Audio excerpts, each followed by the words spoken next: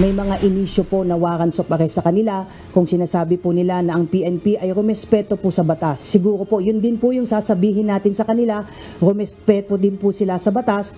Nagpatupad ng balasahan sa hanay ng ilang matataas na opisyal ng pambansang pulisya. Ito'y kasunod ng isinagawang operasyon sa 5 compound ng Kingdom of Jesus Christ sa Davao noong June 10. Ayon kay PNP, Public Information Office Chief Police Colonel Jean Fajardo, bukod kay Police Regional Office 11 Director, Police Brigadier General Aligre Martinez, inalis din sa pwesto sina Directorate for Operations Director, Police Major General Ronald Lee at Intelligence Group Director, Police Colonel Edwin Portento. Kasama din sa tinanggal ang 9 na opisyal at tauhan ng Criminal Investigation and Detection Group, 2 miyembro ng Special Action Force at 1 Traffic Enforcement Unit.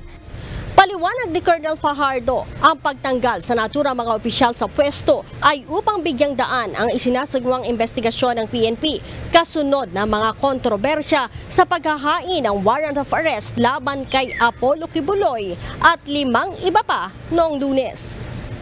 They were administratively relieved to give way po sa ang gagawin po nating investigasyon kung nagkaroon nga ba ng lapses, nagkaroon nga ba ng pagmamalabis, nagkaroon nga ba ng negligence of supervision, at titingnan natin yung manner ba ng pagsaserve po ba ng warrant ay naging tama, wala po ba tayong na-violate doon sa police operational procedure. Hamon ng PNP sa nagtatagong religious leader at 5 co-accused nito. Sumunod sa batas at harapin ang kanilang kaso. Huwag nating kalimutan na kaya tayo nandoon ay dahil gusto nating iserve ang mga warrants of arrest sa mga taong akusado. Kung ang PNP ay handa at bukas sa pag-iimbestiga ng anumang forum o any body na mag-iimbestiga dahil sinasabi nila na lumagpas tayo doon sa mga boundaries po ng batas. Pero wag nating kalimutan na yung mga subject po ng mga warrants of arrest na nagsasabing sumunod tayo sa batas ay dapat bigyan din natin sila ng paalala na dapat sila rin po ay sumunod sa batas. Nanindigan din ang pambansang pulisya na walang mali sa ginawa nilang operasyon.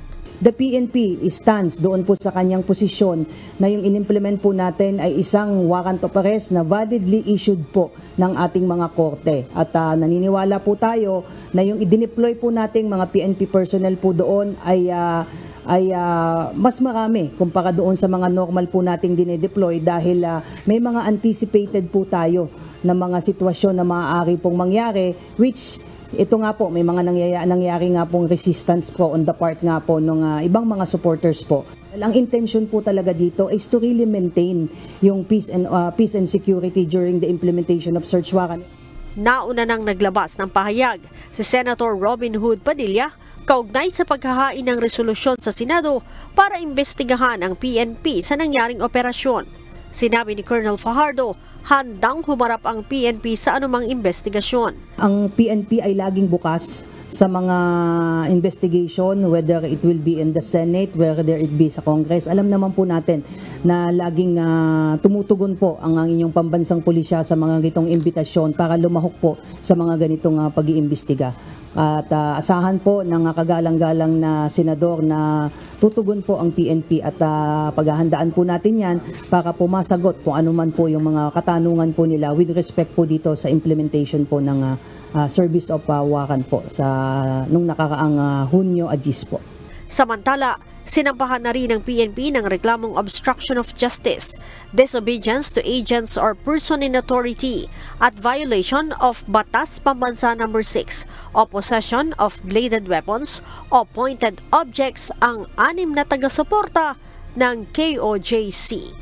Leia Ilagan, UNTV, News and Rescue. Diyos ang aming sandigan, serbisyo publiko ang aming pinahahalagahan.